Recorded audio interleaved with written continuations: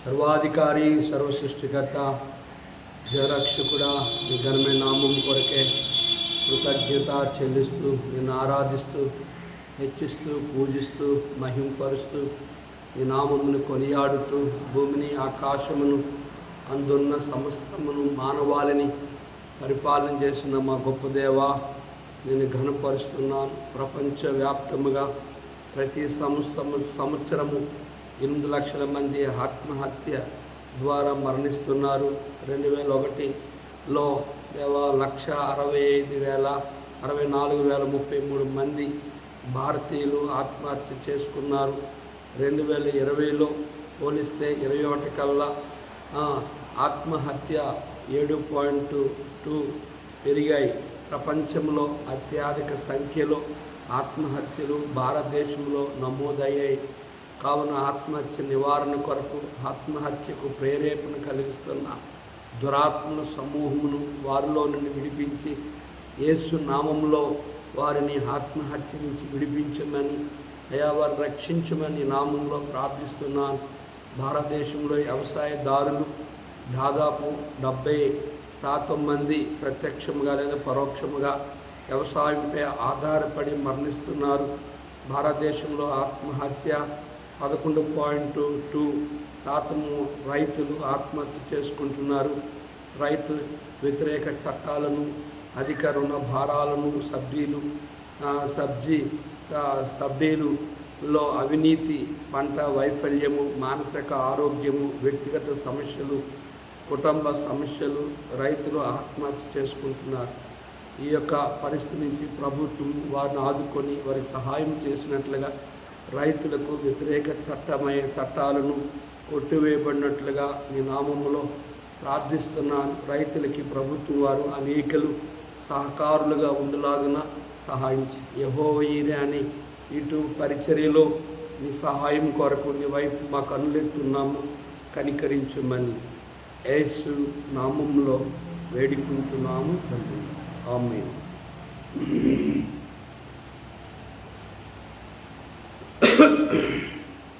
నీవెన్నాళ్ళు 2 తలంపులతో, నీవెన్నాళ్ళు 2 తలంపులతో కుంటి నడచదాయివు, కుంటి నడచదాయివు. యెహోవాయే నీ దేవుడా, లేక వేరే దేవతలున్నారా? యెహోవాయే నీ దేవుడా, లేక వేరే దేవతలున్నారా? నీవెన్నాళ్ళు 2 తలంపులతో, నీవెన్నాళ్ళు 2 తలంపులతో మనం తీర్మానించెదమెప్పుడే, మన నోట వంచన లేకుండా. మనం తీర్మానించెదమెప్పుడే, మన నోట వంచన లేకుండా. మరుగైన పాపములన్నిటిని హృదయము నుండి తొలగించెదం.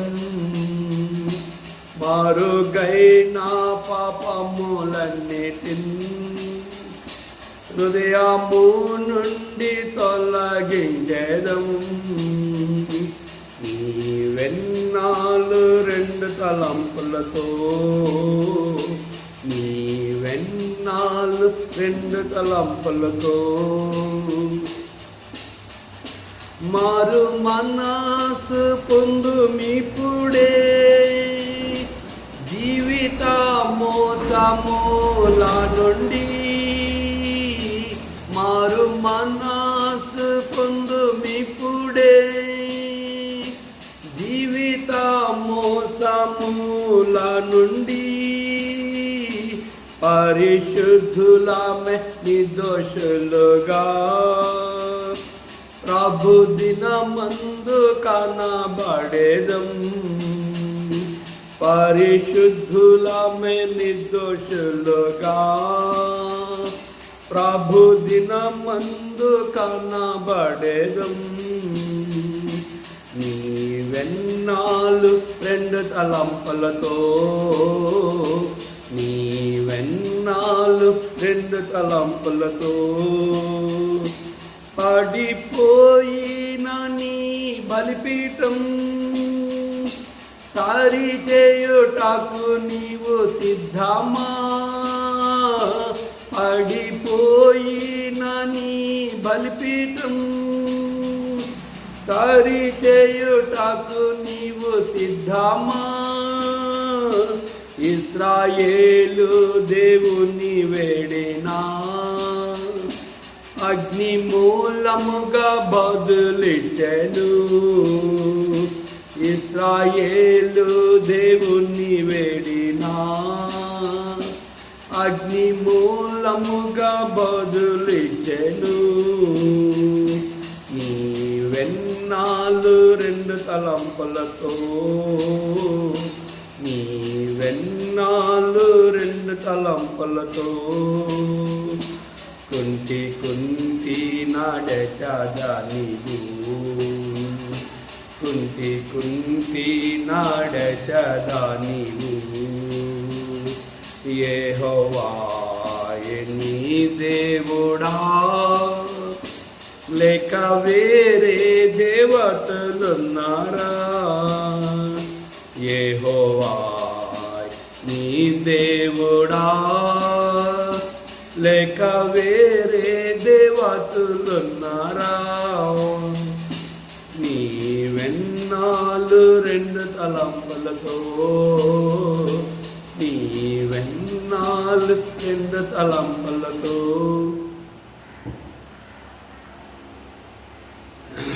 ఎఫెసీ పత్రిక 4వ అధ్యాయము 25 నుంచి చదువుకుందాం. మనము ఒకరినొకరము అవయవమై ఉన్నాం గనుక మీరు అబద్ధమాడుట మాని ప్రతి వాడును తన పొరుగువానితో సత్యమే మాట్లాడవలను. కోపడ్డు గాని పాపము చేయకు. సూర్యుడు అస్తమించే వరకు మీ కోపం నిలిచి ఉండకూడదు. అపవాదికి చోటీకుడు. దొంగిలివాడు ఇక మీదట దొంగిలిక అక్కరగలవానికి పంచిపెట్టటకు వీలు కలుగు నిమిత్తం తన చేతులతో మంచి పని చేయొచ్చు కష్టపడవలను. వినివానికి మేలు కలుగునట్లు అవసరం బట్టి క్షేమాభివృద్ధికరమైన అనుకూల వచనమే పలుకుడు గాని దుర్భాష ఏదైనను మీ నోట రానీయకుడి. పఠింప శ్రేష్ఠ గ్రంథము బైబిల్, పఠింప శ్రేష్ఠ గ్రంథము బైబిల్. అనుదినం పఠించిన ప్రేమ తోడు నడుపును. ఓ పఠింప శ్రేష్ఠ గ్రంథము Bible. The best book to read is the Bible. The best book to read is the Bible. If we read every day, if we help all the way, oh, the best book to read is the Bible. ప్రభునందు ప్రియమైన దేవుని సేవకులకు, పరిశుద్ధులకు, అన్యజనులైన మా ప్రియులకు ప్రభువైన యేసుక్రీస్తు నామములో నా యొక్క హృదయపూర్వక వందనాలు చెల్లిస్తున్నాను. యెహోవా ఈరే అనే యూట్యూబ్ పరిచర్యలో దేవుని వాక్యాన్ని వింటూ మమ్మల్ని ధైర్యపరుస్తూ ప్రోత్సాహపరుస్తున్న మా కొరకు ప్రార్థిస్తున్న మీ అందరికీ ప్రభువైన యేసు నామములో యెహోవా ఈరే అనే గ్రూపులో ఉన్నవారికి గనుక అందరికీ ప్రభువైన యేసుక్రీస్తు నామములో మరొక పర్యాయము శుభములు తెలియజేస్తున్నాను. ప్రభు కృపలో అపోస్తలుడైన పౌలు మరి ఎఫెసీ పుస్తకాన్ని ధ్యానించడానికి మనకి సహాయం చేసిన దేవునికి ఎంతగానో మనం కృతజ్ఞత చెల్లించిన వారమై ఉన్నాం. ఈ యొక్క ఎఫెసీ పత్రికలో కొన్ని వర్తమానాలను ఇప్పటికి విన్నాం కనుక 4వ అధ్యాయం ఎఫెసీ పత్రిక 4వ అధ్యాయం 26వ వచనము, గతసారి 25వ వచనాన్ని ఒక వచనాన్ని మాత్రమే ధ్యానించాం. ఇప్పుడు 26వ వచనం నుంచి చదువుదాం. కోపడ్డు కానీ పాపము చేయకుడి. సూర్యుడు అస్తమించే వరకు మీ కోపము నిలిచి ఉండకూడదు.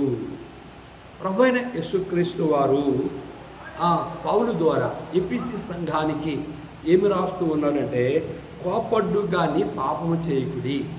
కోపం అనేది సహజంగా ఈ మానవ శరీరముతో ఉన్నప్పుడు ఎదుటివారు మన ఎడల అన్యాయంగా మాట్లాడినా, మనల్ని హింసించిన, బాధ పెట్టినా, సూటుపోటు ఆడినా, చేయరాని పాపము ఏదైనా నువ్వు చేశావు అని మన మీద వాళ్ళు వ్యతిరేకంగా మాట్లాడినప్పుడు సహజంగా కోపం వస్తుంది. మన ప్రభువైన యేసుక్రీస్తు వారు కూడా ఒకసారి కోపడినట్లుగా మనం చూస్తున్నాం. ఎప్పుడు అని మనం గమనిస్తే, యెరూషలేము దేవాలయంలో ప్రధాన యాజకులు పరిచర్యలు ఒకటయ్యి దేవుని మందిరంలో ఆరాధన జరగకుండా, ప్రార్థన జరగకుండా మరి సంత జరుగుతూ ఉంది. అక్కడ క్రయ విక్రయము, వ్యాపారం చేస్తూ ఉన్నారు. కనుక యేసు ప్రభువారు, ఇది నా తండ్రి మందిరము, నా తండ్రి ఆలయమును దొంగల గృహముగా మీరు చేస్తున్నారని వారందరి మీద కోప్పడి అక్కడున్న వస్తువులన్నీ ఇసిరివేసి ఆ మనుషుల్ని, ఆ పశువుల్ని, ఆ పావురాల్ని, ఆ గొర్రెల్ని అన్నిటినీ బయటికి నెట్టిస్తూ వారి మీద కోప్పడుతూ వచ్చాడు. ఆయన దేని కొరకు కోప్పడ్డాడు అంటే, దేవుని ఆలయము వ్యాపారపు ఇల్లుగా చేస్తున్నారు అని. ఇంకో పర్యాయము యేసు ప్రభువారు దగ్గరున్న పేతురు అన్నాడు, ప్రభువా నీకు మరణము దూరమగునుగాక అన్నాడు. అప్పుడు ప్రభు పేతురుతో అంటాడు, కోప్పడి, సాతానా నా వెనక్కి పో అని అన్నాడు. అర్థమైందా? కనుక ప్రియా సహోదరి సహోదరుడా, సృష్టికర్తను దేవుడే మరి ఆ విషయంలో ఎందుకు కోప్పడ్డాడు అనేది, అంటే పేతురులోని సైతాన్ని వచ్చి ఇలాగ అన్నాడు, నువ్వు చనిపోకూడదు అంటే పేతురు ప్రేమించి, ప్రభువా నువ్వు చనిపోకూడదు అని ప్రభువుని ప్రేమించి మాట్లాడినట్టుగా సాతానుడు పేతురులోకి వచ్చి నువ్వు చనిపోకూడదని మాట్లాడుతూ వచ్చాడు.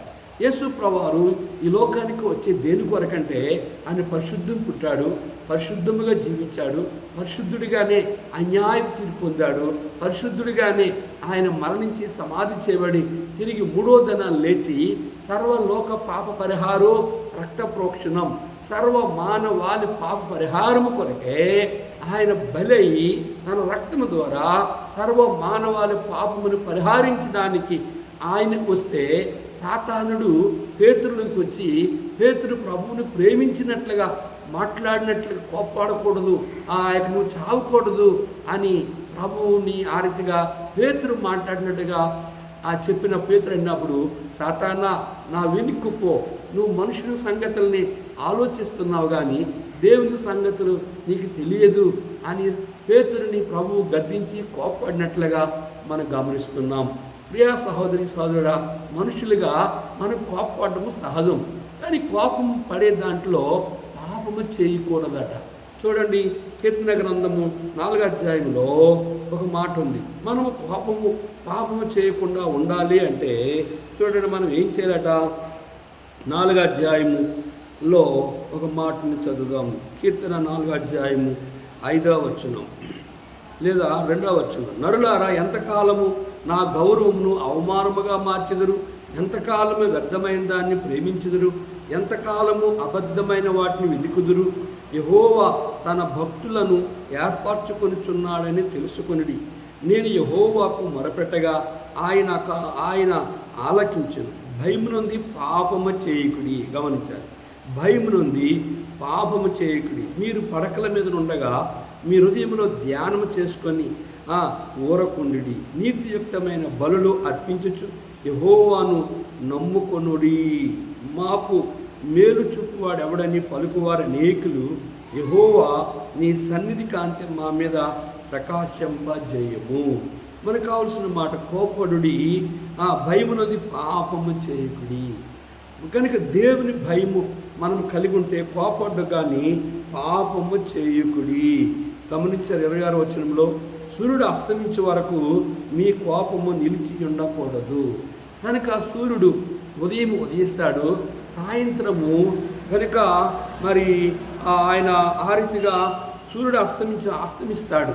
సూర్యుడు అస్తమించే వరకు మీ కోపము నిలిచి ఉండకూడదు అంటే దాని అర్థం ఏంటి అని లాస్ట్ వచ్చి మనం గమనిస్తే, ఒకని ఎడల ఒకడు దయ కలిగి కరుణారుదులై క్రీస్తునందు దేవుడు మిమ్మల్ని క్షమించిన ప్రకారము మీరును ఒకరినొకరు క్షమించుడి.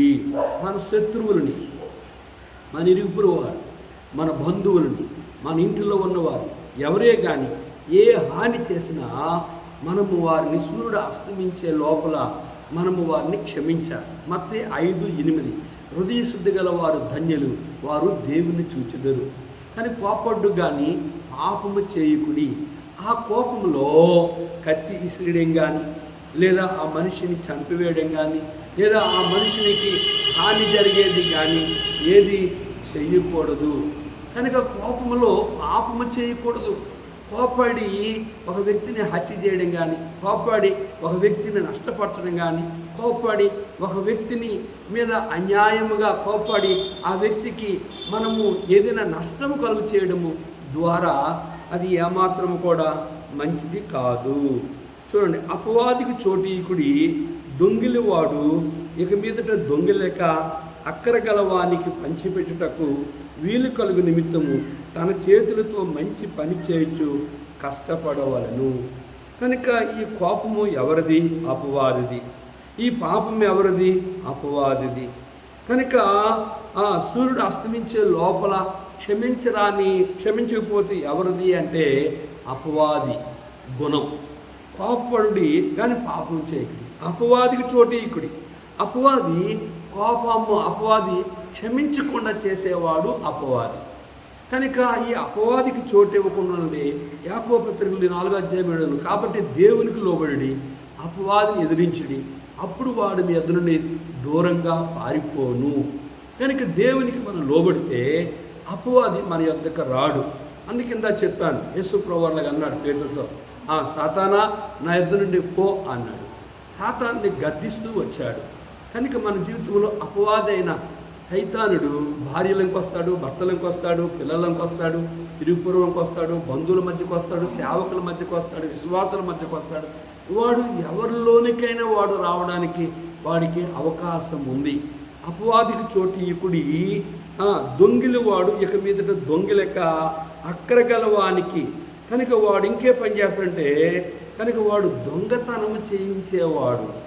వాడు దొంగతనమే కాకుండా ఈ భూమి మీద ఉన్న సర్వ పాపములను చేయించేది, చీకటి సంబంధమైన పాప నీచి కార్యాలు చేసింది ఎవరు అంటే అపవాది.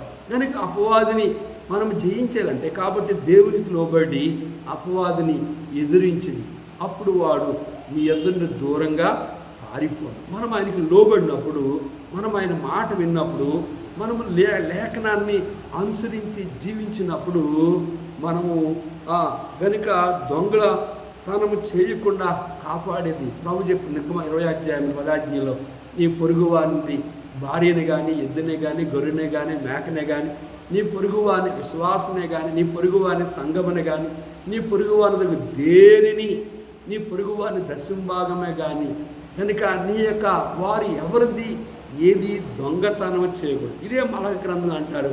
ప్రభు అంటాడు, మీరు నా దృష్టిలో కనుక నా మందిరములో ఆహారం ఉన్నట్లు 10వ భాగం అంతా నా మందిరంలో తేక మీరు నాకు ఇవ్వాల్సిన దాంట్లో కూడా మీరు దొంగతనం చేస్తున్నారు అని ప్రభు స్పష్టంగా చెప్పినట్లుగా మనం లేఖనంలో చూద్దాం. చూడండి 8వ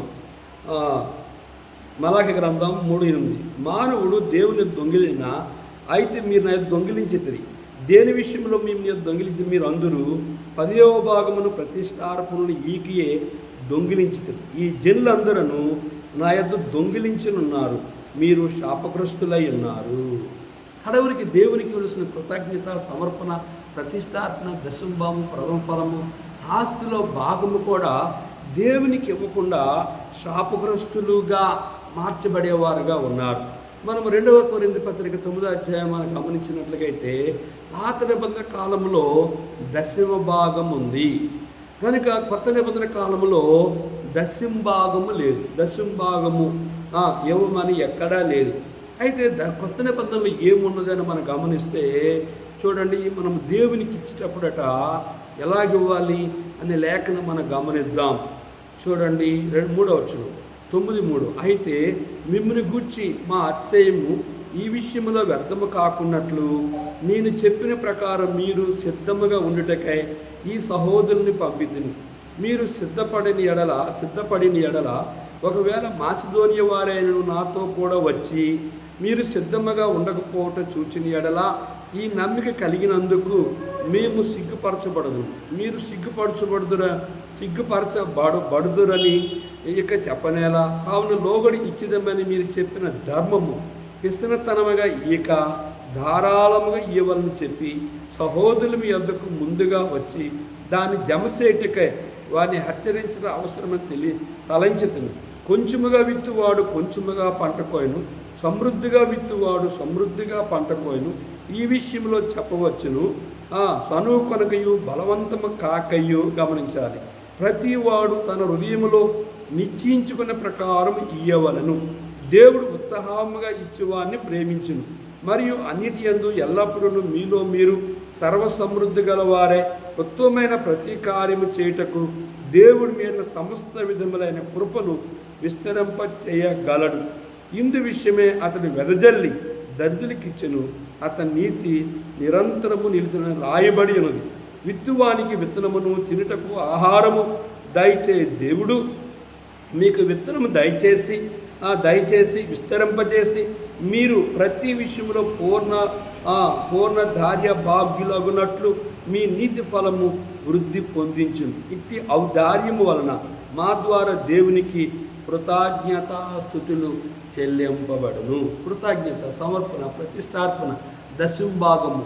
కనుక పాత నిబంధనలో దశమ ఉంది, కొత్త నిబంధనలో దశంభాగం లేదు. నువ్వు వద్దులేని కులది కాల్గేట్ పేస్ట్ వాడు కనుక 10% ఉంచుకొని 90% దేవునికి ఇవ్వడము నేర్చుకున్నాడు. ఆయనకి ఇచ్చిన ద్వారా ఆయన ఆస్తిని ప్రపంచంలో బహుగా ఆశ్రయిస్తూ వచ్చాడు తన వ్యాపారాన్ని. కనుక యాకోబు ఆ రీతిగా దేవునికి ఇచ్చాడు. కనుక పాత నిబంధన కాలంలో దశభాగం, కొత్త నిబంధన కాలంలో నీవు వదిలిన కొలది నీవు ఎంతైనా ఇవ్వచ్చు అనేది దేవుని యొక్క ఉద్దేశం. కనుక మనం గమనిస్తే 27 అపవాదికి చోటీకుడి దొంగిల వాడికి మీద దొంగిలక అక్కర గలవానికి పంచిపెట్టుటకు వీలు కలుగు నిమిత్తము తన చేతులతో మంచి పని చేయొచ్చు కష్టపడవలను. దొంగతనం చేయకుండా కష్టపడి మంచి పనులు చేయొచ్చు సంపాదించాలి. చాలామంది కష్టపడకపోవడము, పని చేయకపోవడము, ఉద్యోగం చేయకపోవడము, కష్టపడి పని చేయక సంపాదించలేని వారే దొంగతనం చేస్తారు. కానీ ఈ దొంగతనం నుంచి నీ విడుదల కావాలంటే అపోస్తలుడు పౌలు అనేకులకి మాదిరిగా ఉన్నారు. వారు కష్టపడి వారి ఆహారాన్ని సేవలో సంపాదించుకుంటూ వచ్చారు. ఏ మనుషుని మీద వారు ఆధారపడలేదు. విశ్వాసులుగా, సేవకులుగా ఎవరి మీద మనం ఆధారపడకుండా ప్రభువు పిలిచిన సేవకులు వారు సేవే కష్టపడి సేవ చేసి కష్టపడి నీ ప్రతి అక్కర అవసరత ఫిలిప్పీ 4:19 ప్రకారంగా క్రీస్తు మహిమలో ప్రతి అవసరతను నువ్వు పొందాలంటే ఆయన యొక్క బలమైన సంఘములో నువ్వు సేవ చేసి ఆయన అడిగి నీ ప్రతి అక్కర తల్లి తన బిడ్డ నుంచి తల్లి నుంచి తన యొక్క బిడ్డ పాలు ఆహారముగా అనుభవించినట్లుగా నీవు నీ దేవుడైన ప్రభువైన యేసుక్రీస్తు వారి ఎదుట నువ్వు మొరపెట్టి నీ ప్రతి అక్కర అవసరత ఆయన దగ్గర నుంచి సంపాదించుకోవాలి. సంపాదించుకుంటే దొంగతనం చేయని అవసరత లేదు. 29 వినువారికి మేలు కలిగినట్లు అవసరం బట్టి క్షేమాభివృద్ధికరమైన అనుకూల వచనమే పలుకుడు కానీ దుర్భాష ఏదైనను మీ నోట రానీకుడి. మాట్లాడేటప్పుడు, కోపడేటప్పుడు ఇతరులు వింటారు అని మీ నోట వినడానికి సొంపైన మాటలు ఆడాలి. కనుక వినడానికి దుర్భాష ఏదియు మీ నోట రాకూడదు. బూతులు, సరస్వక్తులు కనుక మీ నోట రానివ్వకూడదు అనేది దేవుని యొక్క వాక్యం. చూడండి, ఎఫెసీ 5వ అధ్యాయంలో ఈ మాట మనకు కనిపిస్తుంది. 3వ వచనం, మీలో జారత్వమే కానీ ఏ విధమైన అపవిత్రతయే కానీ లోభత్వమే కానీ వీటి పేరు ఎత్తకూడదు. ఇదే పరిశుద్ధులకు తగినది. కృతజ్ఞత ఉచ్చరింపవలన కానీ మీరు బూతులైన పోక్రి మాటలైన సరస్వక్తులైన ఉచ్చరింపకూడదు. ఇవి మీకు తాగవు, ఎందుకంటే మీరు పరిశుద్ధులు.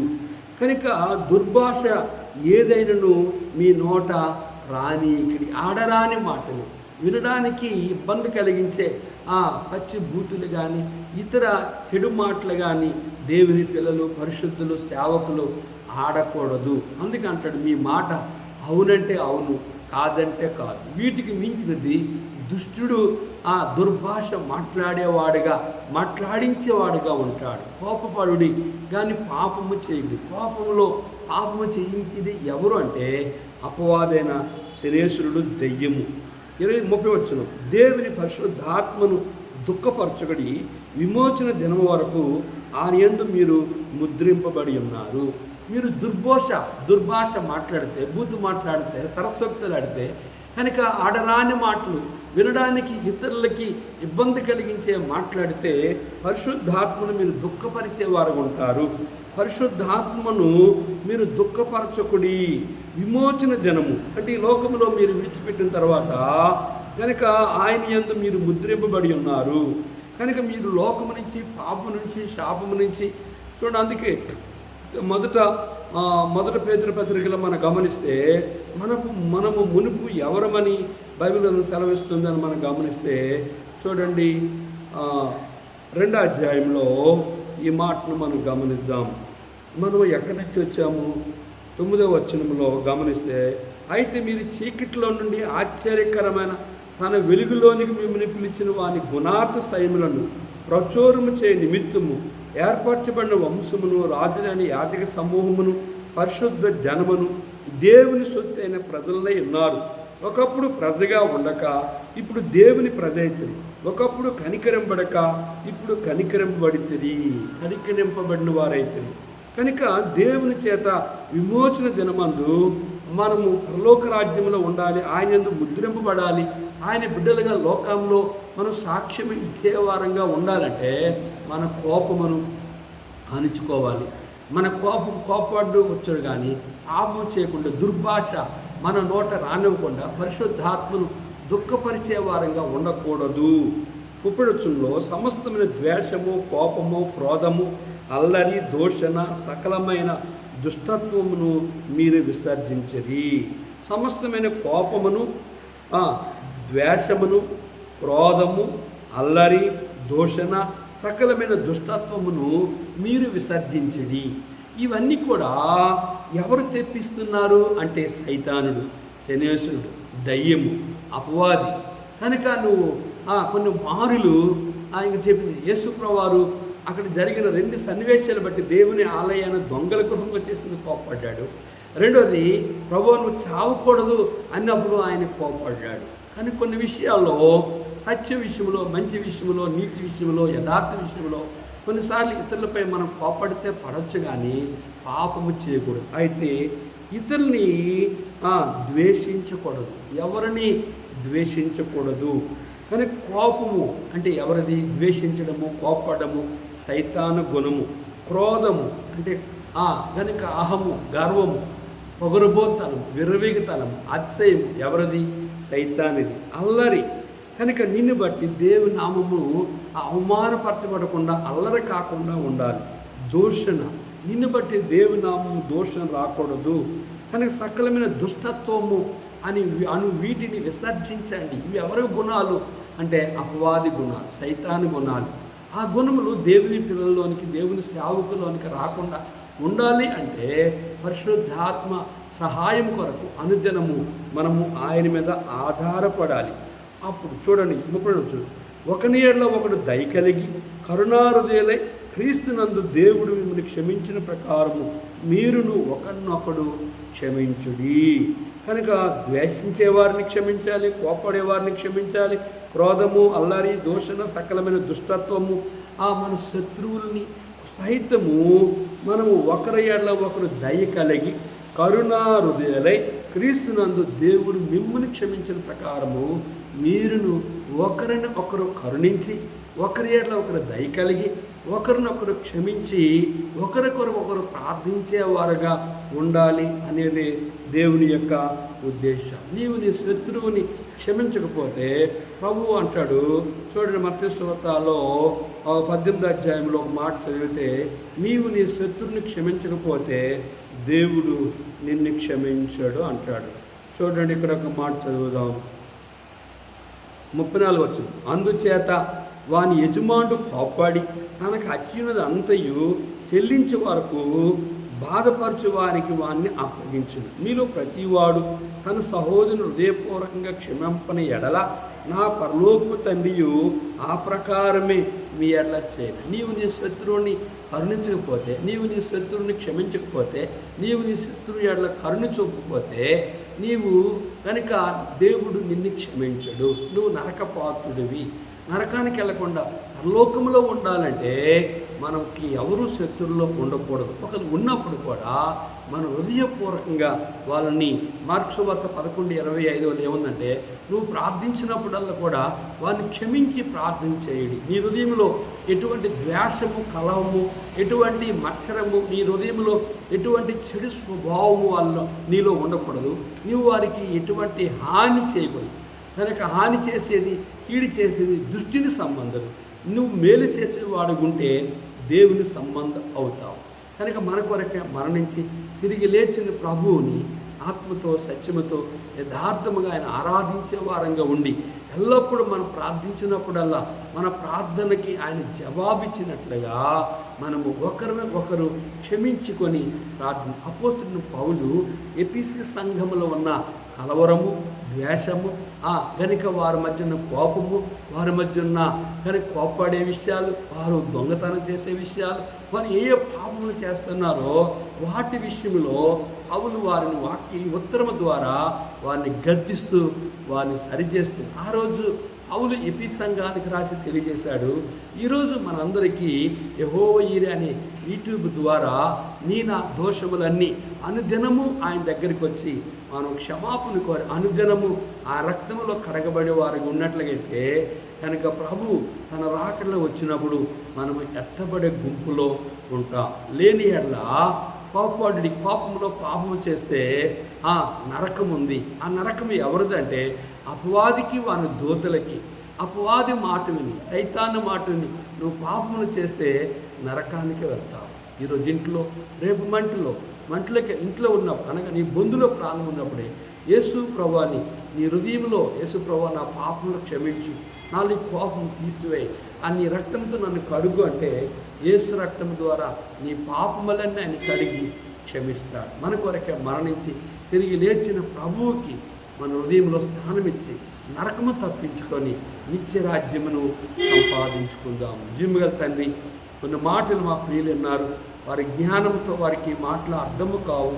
నీ జ్ఞానంతో నింపి నీ ఏర్పాట్లు ఉన్న వారిని నరకము నుంచి, సాతాను కలిగించే పాపము నుంచి, కోపము నుంచి, దొంగతనము నుంచి, దేవా నాయన చేయరాని పాపముల నిమిత్తము దేవా వాడు నరకము తనతో తోడు రావాలని అనేక మంది పాపం చేయిస్తున్న అపవాది ఊళ్ళో నుంచి, నరకము నుంచి విడిపించమని, ఈ రాజ్యం కొరకే సిద్ధపరచమని యేసు నామములో అడిగి వేడుకుంటున్నాము తండ్రి.